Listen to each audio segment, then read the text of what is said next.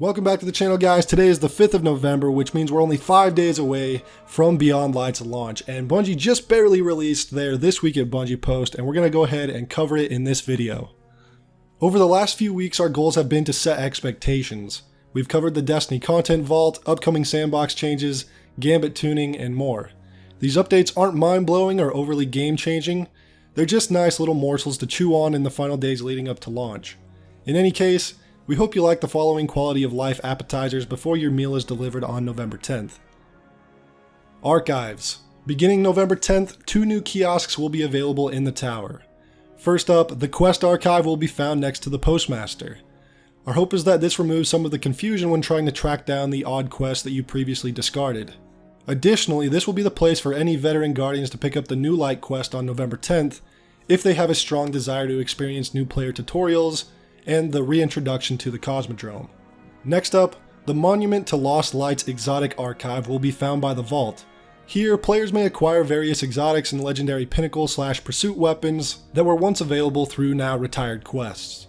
As many of these exotics were tied to lengthy quests for difficult objectives, we wanted to make sure their prices reflected those previous efforts. Players will need a certain amount of Glimmer, Destination materials, Masterworking materials, and an exotic cipher or ascendant shard in order to purchase the exotic or legendary which they desire. We're also introducing a currency, Spoils of Conquest, which can only be acquired when completing raids. This currency will be required for exotics previously tied to vaulted raids. This kiosk right here is a very interesting idea. I think it's kind of crazy that we're able to actually purchase some of these exotics that were once obtained in quests or even raids. I think it'll be interesting to see how the community overall reacts to this. In the past, exotic ciphers were very limited in nature. While you can expect one to be available as part of the Season Pass, Xur will also offer a quest to earn one exotic cipher on a weekly cadence. Now let's move on to some traditional patch notes. Trials of Osiris power level requirement increased to 1210. Added adept weapons and weapon mods to flawless chest rewards.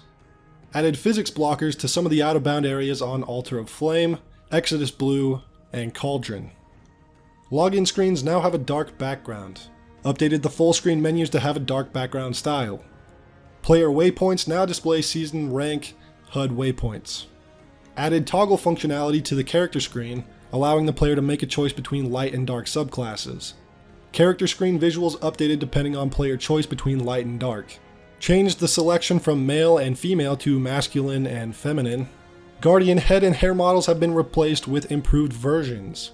Several color swatches have been changed to better represent the applied color. Players' previous head selections are still used. Fixed a bug that prevented online friends from showing up in the roster on Stadia for players with more than 100 friends. I don't know who has 100 friends on Stadia because there's only like 10 people total on Stadia, but okay. Fixed a bug that occasionally prevented players from earning progress on bounties when joining an activity in progress. This most notably impacted Iron Banner bounties and could cause players to have their artifact power bonus enabled during Iron Banner matches. Reduced muzzle flash intensity for the Travelers Chosen. Increased Point of the Stag's max power level to 1310. Fixed a bug that prevented some weapons from dealing precision damage to the Divinity Cage, for example Ariana's Vow. Increased Hunter's dodge cooldown by a few seconds, for example 22 seconds to 26 seconds. Anti-barrier rounds will now penetrate Taken Phalanx's shields. All anti-champion mods have been shifted to armor rather than taking a weapon mod slot. Orbs of Light have been changed to Orbs of Power as they can now be consumed by light and dark subclasses. And before we end our patch note preview, we do want to call out the collectors among you who have been talking about the impending removal of expired ramen coupons from your inventories. We know this one stings a bit.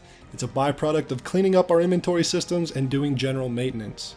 We want to provide a parting gift before these coupons are tossed into the bin. These coupons can't be redeemed for spicy ramen, but they can decorate your desktop for as long as you desire. And then they give us a 4K image of a bunch of spicy ramen tickets. Kinda goofy, but it's actually kinda cool. But let's move on to the preloads of when you can actually preload Beyond Light for your respective console or PC. Next Monday, November 9th, Destiny 2 will go offline for an extended maintenance period. We want to give everyone ample time to download Destiny 2 Update 3.0. Our teams are prepping for the launch day assault on our servers. Destiny player support has the full timeline for maintenance, downloads, and more. November 9th, 3:30 p.m. Pacific Standard Time, background maintenance will begin. At 4 p.m., in preparation for downtime, players will be removed from activities and will be required to download a small update before logging in again. At 6:50 p.m., sign-on for Destiny 2 will be disabled. At 7 p.m., Destiny 2 will be brought back offline for expected maintenance, and players will be removed from activities and won't be able to log into Destiny 2 until 9 a.m. November 10th. At 9 a.m. November 10th, there will be an update 3.0.0.1 that will be available to download for all players looking to log back into Destiny 2. Then at 12 p.m., Destiny 2 maintenance is expected to conclude. So it looks like we won't actually be able to play Beyond Light till at least 12 p.m. that day. For PlayStation users, it looks like you can preload beginning November 8th after 8 p.m. Pacific time. Xbox, you can preload after 7 p.m. on November 9th. And it looks like the same is for PC, November 9th after 7 p.m. when the maintenance is concluded. And here's the storage requirements that are going to be needed for your Xbox, PlayStation, or PC. On your Series X or S, you're going to need 65 gigs available, 70 on the PlayStation 5, 171 on the PlayStation 4, 65 on your Xbox One, and 186 on your PC.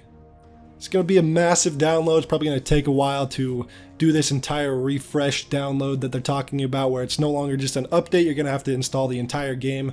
This is going to take a lot of time, guys, so be prepared to wait around. Next, they give us a little bit more information about the Content Vault and the end of Season of Arrivals. They let us know that a few titles will become legacy seals and unable to earn at the start of Year 4.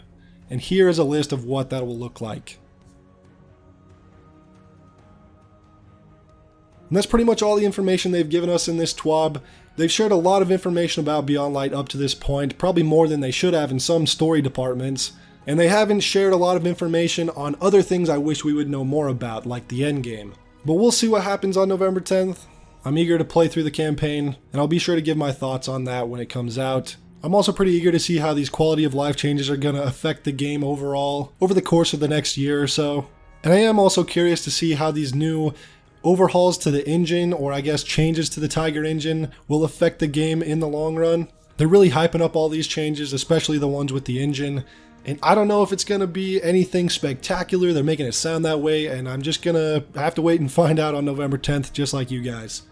So again, we'll see what happens. I'm hoping for the best. I'm cautiously optimistic. We're only 5 days away from Beyond Light. Are you guys excited? Are you kind of cautiously optimistic like me? Let me know in the comments, and I will see you all next time.